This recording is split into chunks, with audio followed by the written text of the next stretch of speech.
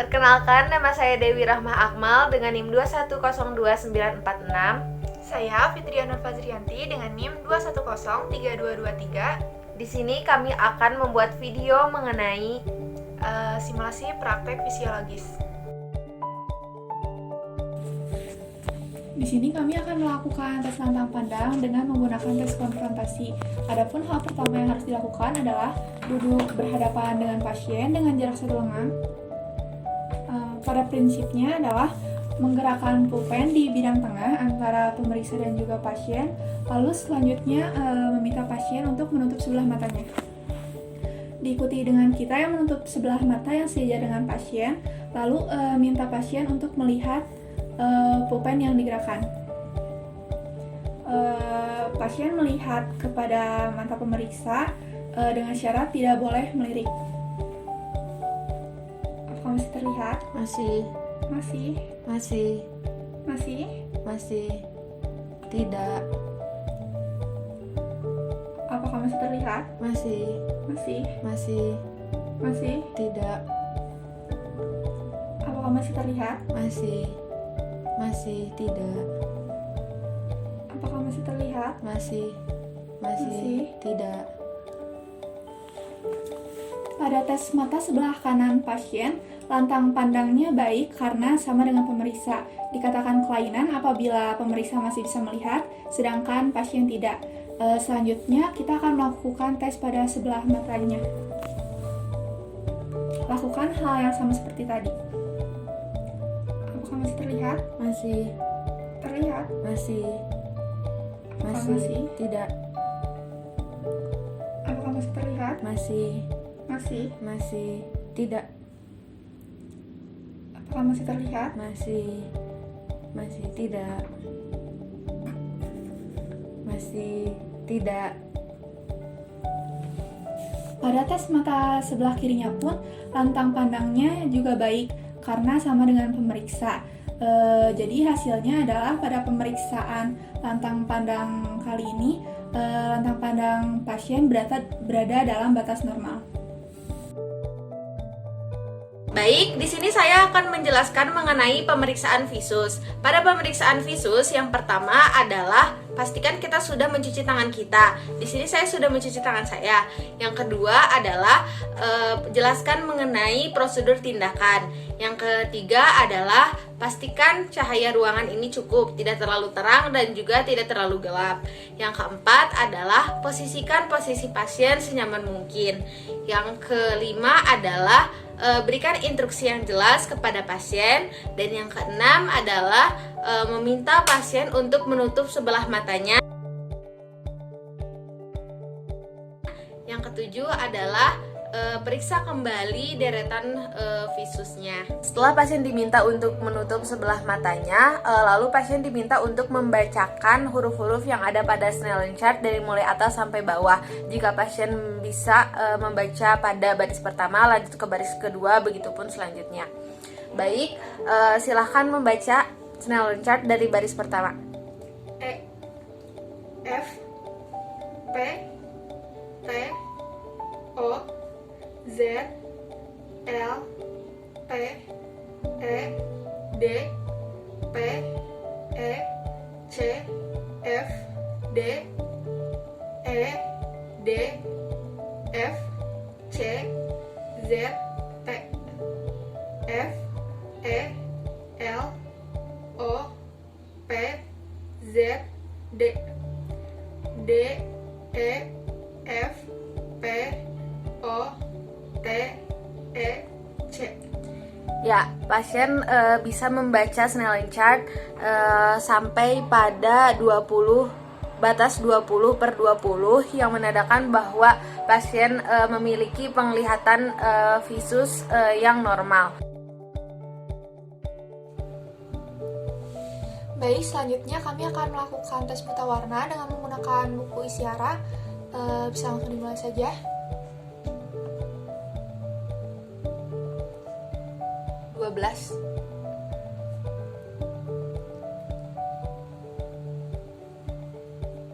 Betul.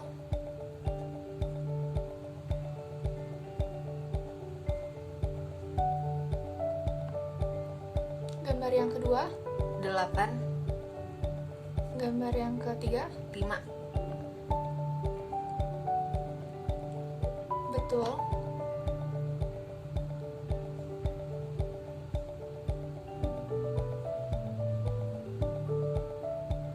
Betul juga.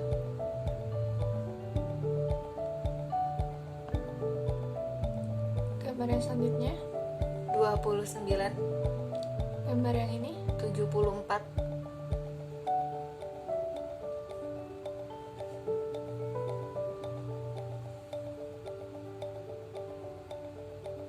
betul.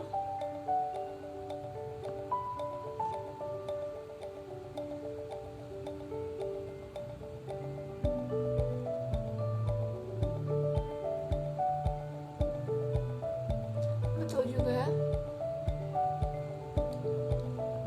Yang selanjutnya, 7, yang ini, 45.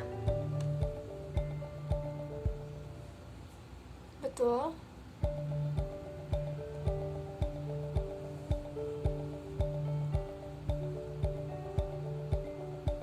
Betul juga. Baik, kita ke halaman selanjutnya. Yang ini, Nomor 2, yang ini, tidak ada nomor. betul. Betul juga.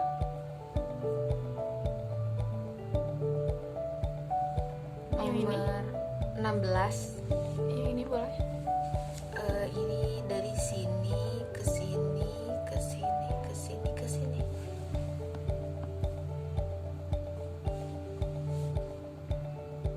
Betul.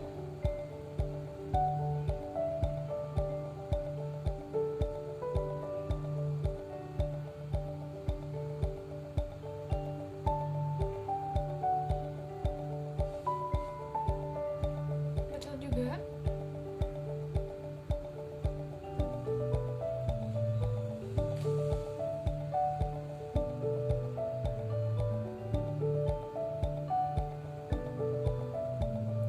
Selanjutnya, Nomor 35, Yang ini? nomor 96.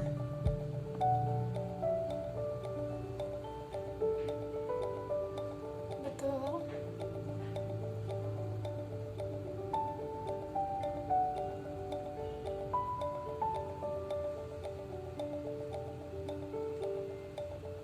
Betul.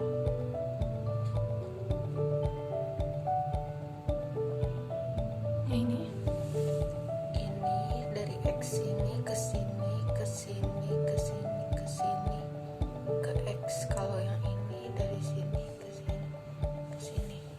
X.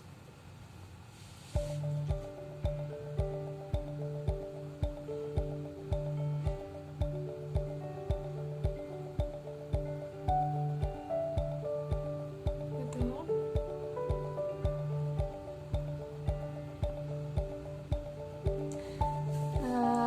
Hasilnya adalah pasien tidak buta warna, dan jika di plat 18, 19, 20, 21 lebih mudah dibandingkan dengan plat 14, 10, 13, 17, bisa jadi pasien mengalami buta warna parsial. Dan jika pasien tidak bisa sama sekali menjawab, maka pasien dinyatakan buta warna. Baik, sekarang saya akan melakukan tes Garputala, yaitu tes Rine, tes Webeck, dan tes Weber. Nah, pada tes ini kita akan menggunakan Garputala dengan frekuensi 512 karena frekuensi itu adalah frekuensi paling optimal.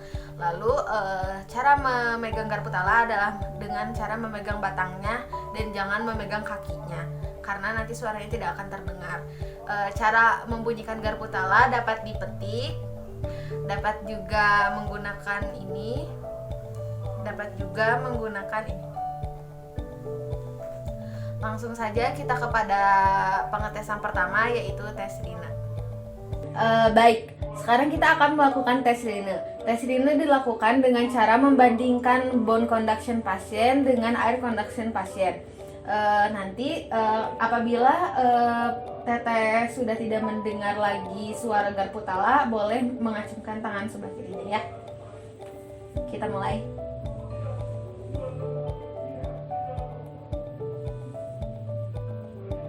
Apa masih terdengar?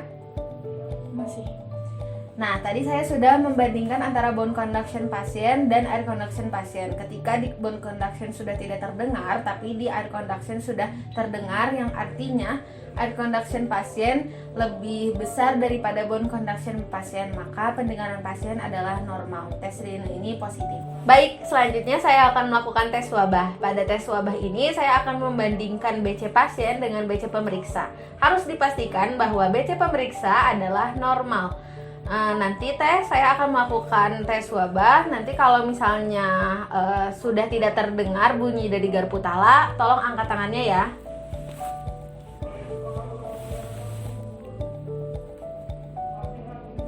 Sudah. Nah, tadi bunyi dari garpu tala dari BC pasien dan BC pemeriksa memang sudah tidak terdengar. Maka BC pasien dengan BC pemeriksa sama, maka pasien dinyatakan normal. Baik, selanjutnya kita akan melakukan tes Weber. Pada tes Weber ini kita akan membandingkan hantaran bunyi ke telinga kanan dan ke telinga kiri. Garpu tala akan disimpan di antara telinga kanan dan telinga kiri. Dapat disimpan di sini, dan di sini. Baik, saya akan menyimpan garpu talanya di sini. Nanti apabila bunyi terdengar lebih keras ke salah satu telinga, boleh diacungkan salah satu tangan. Namun apabila bunyi terdengar sama antara dua telinganya, boleh mengacungkan kedua tangannya.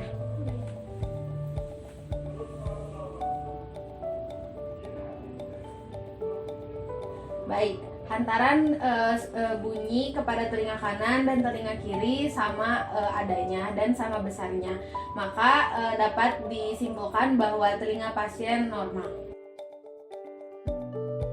Baik, selanjutnya kami akan melakukan tes penciuman. Mari langsung saja kepada tesnya.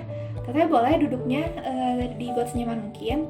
Lalu selanjutnya boleh memakai penutup matanya terlebih dahulu.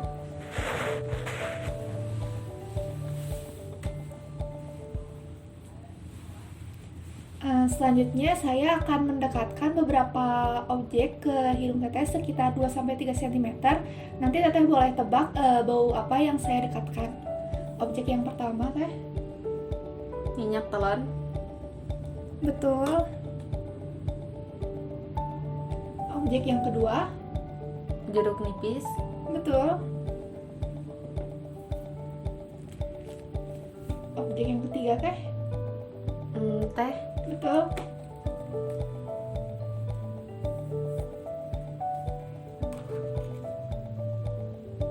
Selanjutnya objek yang terakhir teh. Kopi. Iya betul. Boleh dibuka penutup matanya teh. Baik teh, hasil normal didapatkan. Teteh mengalami anosmia jika tidak bisa menghidup sama sekali dan hiposmia bila tidak mampu menebak salah satu objek. Baik, selanjutnya kami akan melakukan tes pengucapan. Mari langsung mulai saja kepada tesnya.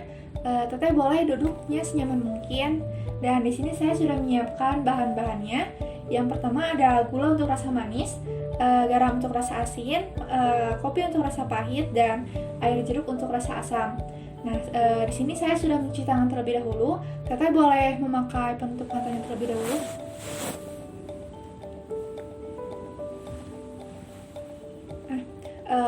Saya akan menyimpan beberapa objek di beberapa bagian lidah teteh. Nanti teteh boleh menebak objek apa yang saya simpan.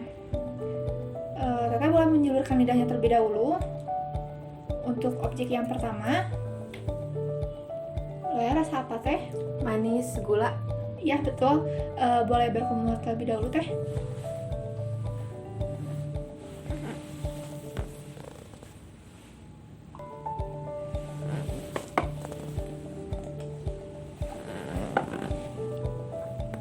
Baik, selanjutnya saya akan menempelkan objek yang kedua. Boleh teteh tebak rasanya apa? Asin, garam. Ya betul. Boleh berkumur terlebih dahulu teh.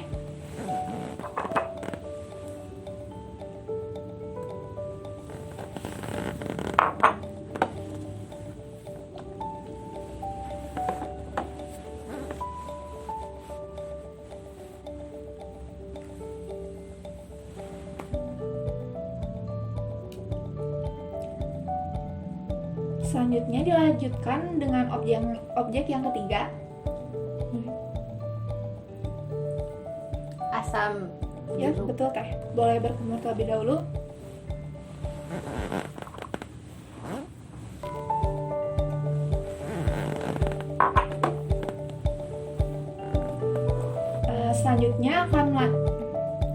Selanjutnya akan dilanjutkan dengan objek yang terakhir. Boleh dijulurkan ke lidahnya. Pahit kopi. Ya, betul teh.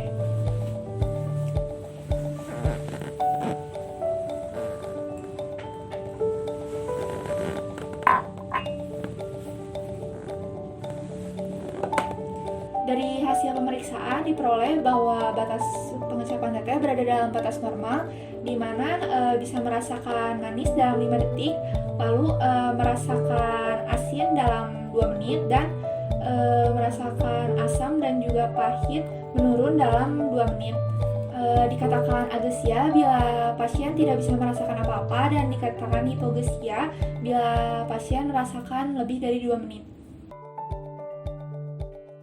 Di sini saya akan mempraktekkan mengenai pengukuran sensabilitas atau taktil, yang mana yang pertama adalah dengan raba halus, yaitu dengan objek tisu ataupun kapas. Bagaimana teh? Apakah terasa? Terasa. Apakah ada perbedaan rasa antara kaki kanan dan kiri? Tidak. Iya. Berarti karena tidak ada, pasien dinyatakan normal. Lalu selanjutnya adalah pengetesan raba kasar atau tekan. Dapat menggunakan benda yang tumpul. Bagaimana teh? Apakah terasa? Terasa. Apakah ada perbedaan rasa? Tidak. Selanjutnya dalam pengukuran sensabilitas adalah pemeriksaan nyeri dalam. Boleh meminjam tangannya. Apabila sudah terasa nyeri, bilang ya. Sudah. Nah, pasien merasakan nyeri ketika ditekan, berarti pasien normal. Baik, selanjutnya dalam pemeriksaan sensabilitas ini saya akan memeriksa teteh. Nanti saya akan menggerakkan jari teteh ke atas atau ke bawah. Nanti teteh tinggal menjawabnya ya. Teteh boleh menutup mata sebelum diperiksa. Apakah terasa gerakan? Terasa. Ke atas atau ke bawah? Ke atas. Apakah terasa gerakan? Terasa. Ke atas atau ke bawah? Ke bawah. Baik. Pada pemeriksaan sensabilitas selanjutnya adalah pemeriksaan suhu. Saya akan memeriksa kepekaan pasien terhadap suhu. Sebelumnya, teteh boleh menutup matanya terlebih dahulu. Apakah terasa ada perbedaan suhu antara yang kiri dan yang kanan? Terasa. Pada kaki kanan suhu apa? Pada kaki kanan suhu panas. Dan pada kaki kiri? Suhu dingin. Ya, baik. Pada pemeriksaan sensabilitas selanjutnya adalah pemeriksaan getar. Apakah terasa getar? Terasa. Pada kaki apa? Kaki kanan. Pada kaki sebelah sini apakah terasa getar? Terasa. Sekali lagi, pada kaki sebelah sini apakah terasa getar? Terasa. Pada kaki sebelah sini apakah terasa getar? Terasa. Baik. Pada tes selanjutnya adalah tes range of motion yang akan menggunakan alat goniometer. Alat goniometer ini adalah busur derajat untuk mengukur rentang sendi. Nah, yang pertama itu adalah rotasi lateral. Pada rotasi lateral ini, pasien mengangkat tangannya 170 derajat. Karena pada skala normalnya adalah 170 derajat. Yang menjadikan bahu sebagai referensinya. Boleh?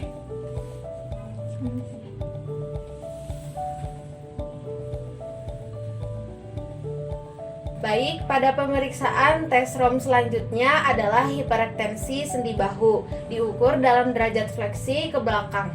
Nah, pada tes ini acuannya sama dengan tes yang tadi, yaitu sendi bahu. Boleh ke belakang. Ya, seperti ini, skala normalnya adalah 50 derajat. Pada tes ROM selanjutnya adalah putaran palu. Pada putaran palu ini dapat mengukur fleksi, hiperekstensi sendi, terus radial dan ulnaris. Nah, selanjutnya dari tes ROM ini adalah fleksi dan hiperekstensi sendi pinggul. Nah, pada pengukuran ini diukur dari posisi netral horizontal vertikal tanpa mengangkat pinggul. Nah, referensinya itu adalah sendi pinggul. Baik, langsung saja. Skala normalnya adalah 170 derajat. Selanjutnya dari tes ROM ini adalah hiperekstensi pinggul. Pada hiperekstensi pinggul ini diukur dari garis netral ke belakang sendi pinggul sebagai referensi seperti pada tes sebelumnya. Baik, langsung saja. Skala normal pada tes ini adalah 20 derajat. Di sini saya akan melakukan MMT atau manual muscle test. Pada manual muscle test ini fungsinya untuk mengevaluasi kekuatan otot individu ataupun kelompok otot. Nah, dalam penilaian MMT ini terdapat 3 penilaian. Yang pertama ada MRC scale, yang kedua Oxford scale, dan yang ketiga Kendall scale. Di sini saya akan menggunakan penilaian MRC scale yang mana pada nilai 0 tidak terdapat kontraksi, pada nilai 1 terdapat kontraksi otot namun tidak ada gerakan sendi, pada nilai 2 dapat melakukan ROM secara penuh tanpa melawan gravitasi, pada nilai 3 dapat melakukan ROM secara penuh dengan melawan gravitasi tanpa tahanan, pada nilai 4 dapat melakukan ROM secara penuh melawan gravitasi dan dengan tahanan minimal, dan pada nilai 5 dapat melakukan ROM secara penuh melawan gravitasi dengan tahanan maksimal. Nah, pada MMT ini terdapat 2 jenis. Yang pertama ada scapula depression dan yang kedua ada finger digit 2-5 pip joint flexion. Pada tes MMT yang pertama atau scapula depression dan nilai pertama palpasi pada bagian middle trapezius dan lower trapezius. Kedua, stabilisasi berada pada bagian staple yang berlawanan dan support berada pada bagian bawah siku pasien. Lalu instruksikan pasien untuk melakukan gerakan abduksi bahu. Pas support untuk mengetahui apakah pasien mampu bertahan saat support dilepas. Nilai ketiga, stabilisasi berada pada bagian pakula yang berlawanan. Instruksikan pasien untuk melakukan gerakan abduksi bahu tanpa tahanan. Pada nilai keempat, stabilisasi dilakukan pada bagian skapula yang berlawanan. Berikan tahanan minimal pada bagian atas elbow selama 1-2 detik, lalu instruksikan pasien untuk melakukan gerakan abduksi bahu. Pada nilai kelima, stabilisasi berada pada bagian skapula yang berlawanan, lalu berikan tahanan maksimal pada bagian atas elbow selama 1-2 detik, lalu instruksikan pasien untuk melakukan gerakan abduksi bahu.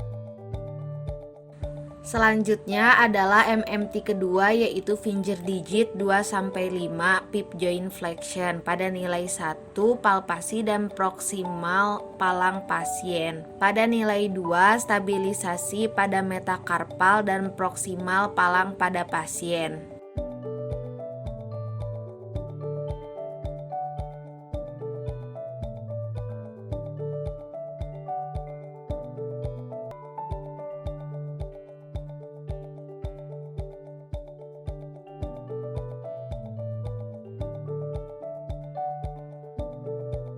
Pada nilai ketiga, posisikan tangan pasien supinasi dan stabilisasi pada metakarpal dan proksimal palang.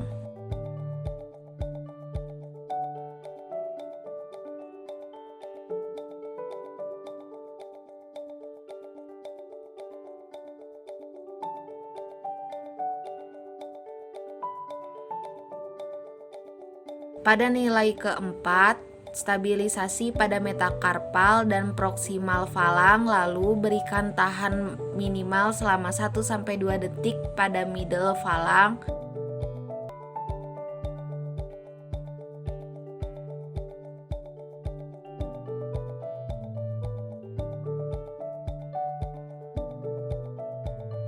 Lalu pada nilai kelima, stabilisasi pada metakarpal dan proksimal falang, lalu berikan tahanan maksimal selama 1-2 detik pada middle falang pasien.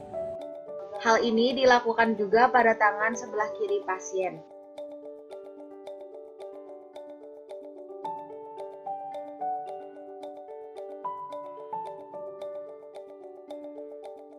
Baik, sekarang kita akan melakukan tes sensabilitas atau tes refleks kornea, yang mana pada tes refleks kornea ini kita hanya membutuhkan satu kapas yang telah dipilin, yang nantinya akan di-slash kepada kornea pasien, yang mana nanti bila pasien mengedip maka pasien memiliki kornea yang normal.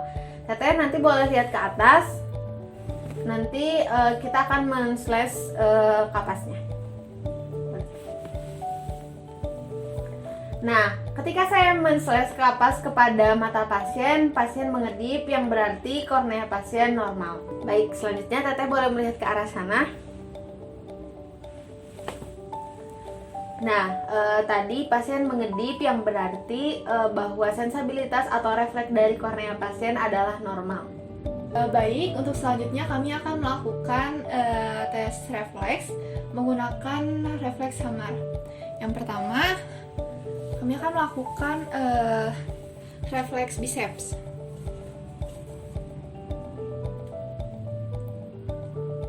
Nah, ada refleksnya di sini ya. Lalu selanjutnya refleks triceps.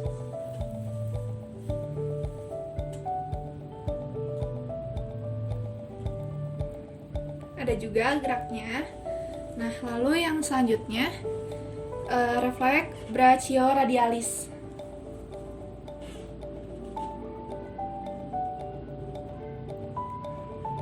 Ada juga ya refleksnya.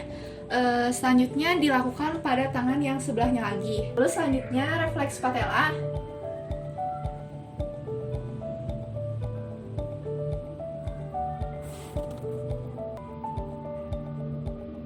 Nah, ada ya. Lalu selanjutnya yang terakhir yaitu refleks Achilles.